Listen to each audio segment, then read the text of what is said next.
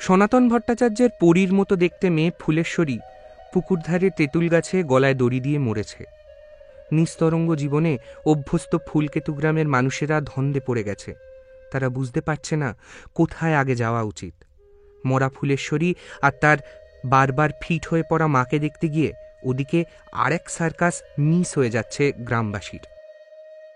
ওদিকে কুন্তিবুড়ির একমাত্র ভাইপো আজ প্রায় ৩২ বছর পর তান্ত্রিক হয়ে গ্রামে ফিরেছে। বউ বাচ্চারা বুঝে উঠতে পারছে না কোন দিকে গেলে নাটক বেশি দেখতে পাবে। ছেলেরা একবার চেষ্টা করেছিল নতুন সাধু বাবাকে একবার সনাতন ভট্টাচার্যের বাড়ি নিয়ে যায়, তাহলে দুটো নাটক এক জায়গায় একসাথে জমে ক্ষীর হয়ে যাবে। কিন্তু কুন্তিবুড়ি কাউকে ভিতরের ঘরে ঢুকতে দিলে তো বারান্দা থেকেই সে সবাইকে একেবারে দূর দূর করে তাড়িয়ে দিচ্ছে। সত্যি ফুলকেতু গ্রামের লোকেরা চিনে নিল কুন্তিবুড়ি কতটা স্বার্থপর।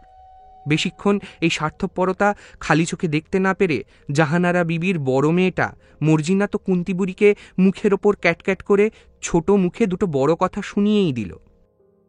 ও দিদা, তুমি এরম কেন করতোস? তোমার ভাইপোরে একটুখানি দেখলে কি হবে? তার গায়ের চামড়া খসে পড়বে নাকি? হ্যাঁ, ভুলে যাও না এই ৩২ বছর কিন্তু তোমার দেখাশুনে ফুলকেতু গ্রামের লোকেরাই করেস। হ্যাঁ, এতদিন তোমার ভাইপো কোথায় ছিল? মর্জিনা বুনো ওল হলে কুন্তিবুড়িও বাঘা তেঁতুল। মর্জিনার মুখ থেকে কথা পাতে পড়তে না পড়তেই ঝাঁঝিয়ে উঠল বুড়ি। ওরে আমার ৩২ বছরের হিসাব চাইতে কে এলেন রে? সেদিনকার মেয়ে, নাক টিপলে দুধ বেরোয়, সে আমাকে কিনা বলে স্বার্থপর। কেন রে, এই ৩২ বছরে কার কাছে হাত পাততে গিয়েছি আমি? দুবেলা দুমুঠো খেয়েছি স্বামীর পেনশনের টাকায়। একটা মানুষ এতদিন পর ঘরে ফিরেছে, কোথায় তারে একটু জিরোতে দিবি তা নয়। সাধু কেন কোট পরেছে, বুট পরেছে, বেশ করেছে, তোদের বাপের টাকায় পড়েছে। বাড়ির বাইরের দিকে যখন এইসব চলছে, মনা মণ্ডল তার দুষ্টু পিসেমশাইয়ের ৩টে আলমারি ভর্তি বইগুলো নেড়েচেড়ে দেখতে লাগলো। বই পড়লেই মানুষ ভালো হয়ে যায় না, কিন্তু এত এত বই দেখে, বাংলা অক্ষর দেখে মনটা ভালো হয়ে গেল মনোময় তান্ত্রিকের। সে ঠিক করল এই বই পড়ে আর পয়সার বদলে লোকজনের হয়ে টুকটাক করে বেশ আনন্দে সে বাকি জীবনটা কাটিয়ে দেবে। সাধকদের একেবারে নিম্ন স্তরের জীবনকে সে বেছে নেবে।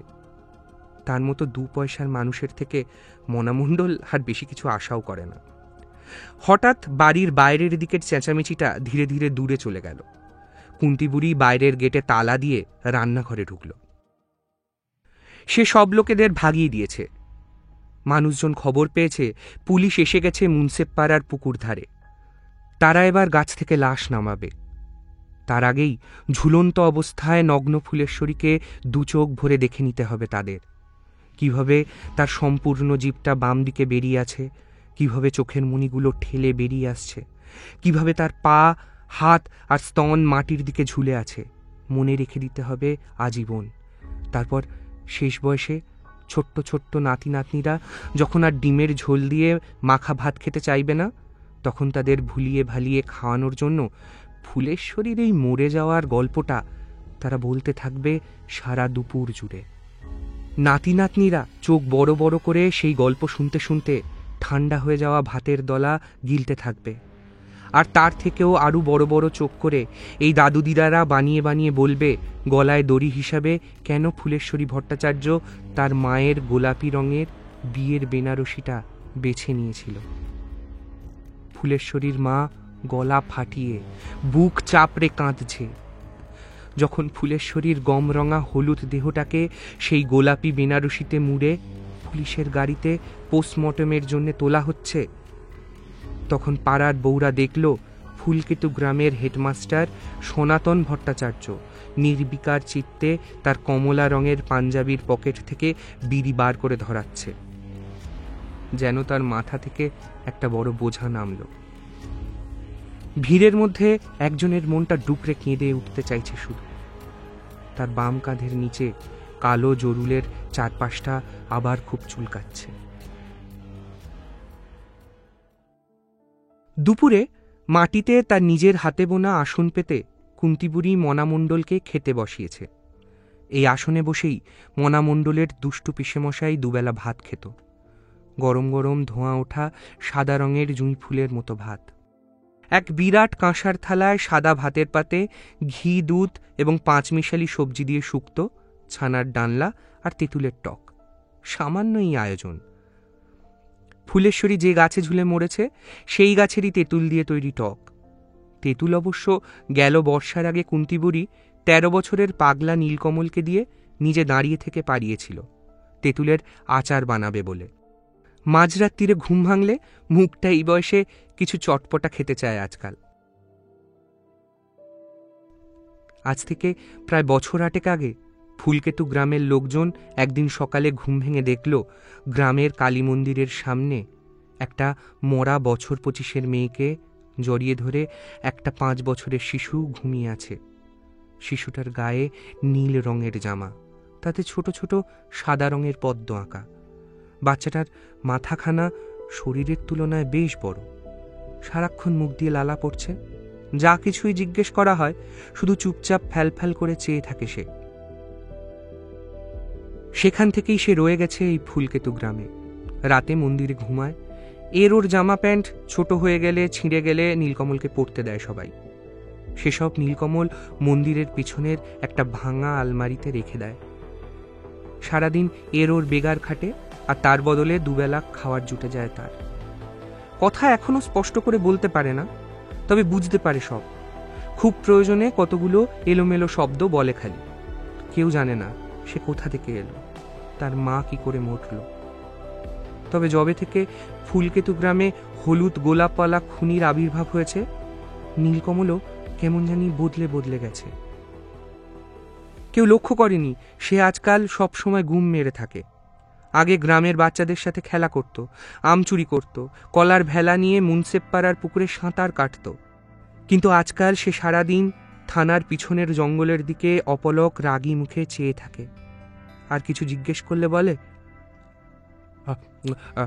লাল রঙের হাঁটি, একটা একটা ধমরানো সাদা বাটি, আমাকে চিপস খাবি?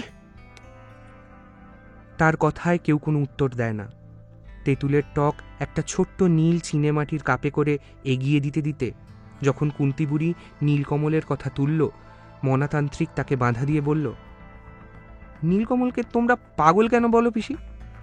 একটা কিশোর ছেলে, দিব্যি সবার কাজ করে দিচ্ছে, বাচ্চাদের সাথে খেলতে যাচ্ছে, মাথার ওপর কেউ না থাকা সত্ত্বেও একটা অচেনা গ্রামে কি সুন্দর একলা একলা একটা বেঁচে থাকার ব্যবস্থা করে নিয়েছে। আর তোমরা ওকে পাগল কেন বলছো? হ্যাঁ, ঠিক করে কথা সাজিয়ে বলতে পারে না তাই? সে তো তোমরাও মিতু বাউলের মতো গাইতে পারো না, লঙ্কা স্যারের মতো অঙ্ক করতে পারো না, তাহলে তোমরা সবাই পাগল? কুন্তিবুড়ি কথা ঘোরানোর জন্য বলল, তুই সেই একই রকম রয়ে গেলি মনা। বাদ দে। শোন, তোকে আগে কোনোদিন বলিনি, তোর মায়ের রান্নাঘরে চালের হাঁড়ির তলায় অনেক গয়না ছিল। সেগুলো তোর বাপ যেসব বাড়িতে ধান কাটতে যেত তাদের ঘরের বেধবা মেয়েদের কাছ থেকে ছলে বলে চুরি করে এনে তোর মাকে দিত। সেসব তারা মরার পর আমি আমার কাছে এনে রেখেছি। তার হদিস তোর পিসমশাই পর্যন্ত জানতো না। এছাড়া আমি বিড়ি বেঁধে যা আয় করি সবই তো উপরি। মা কালীর দয়ায় রোগ ভোগ তো কিছু নেই। আমি বলি কি বাবা মনা, তুই আর কোথাও যাস নি, এখানে থেকে যা। যা গয়না আর নগদ আছে তোর মোটামুটি দুবেলা ডাল ভাত খেয়ে হেসে খেলে চলে যাবে। আমি যে এতকাল ছিলাম না, তাতে তো তোমার কিছু অসুবিধা হয়নি পিসি? কুন্তিবুড়ি হালকা হাসল। সারা জীবন যদি বেঁচে থাকতাম তাহলে কি আর তোরে আটকে রাখতুম বাপ? মুশকিল হয়তো মরে যাওয়ার পর চোখ খুলে নিজের কাউকে সামনে পেলে একটু ভয় কম লাগে, আরাম হয়। নইলে ভূত হয়ে ঘরের মধ্যে বন্দি হয়ে বছর কাটিয়ে দিব, কিছুই জানতে পারবো না আমি কবে হুট করে নেই হয়ে গেছি। খাওয়া শেষ করে মনোময় তান্ত্রিক একটা লম্বা ঘুম দিতে নিজের ঘরের দৌড় দিল। কুন্তিবুড়ি এঁটো পেরে বিড়ি বাঁধতে বসল। তার আর খিদে নেই। বিকেল হলে বাজার থেকে একটু মাংস নিয়ে আসবে। সে ভেবেছিল তার মনা সাধু হয়ে মাছ, মাংস, ডিম সব ছেড়েছে। কিন্তু মনার কাছে সে শুনল মাংস জিনিসটা তার কাছে এখনো একই রকম প্রিয়।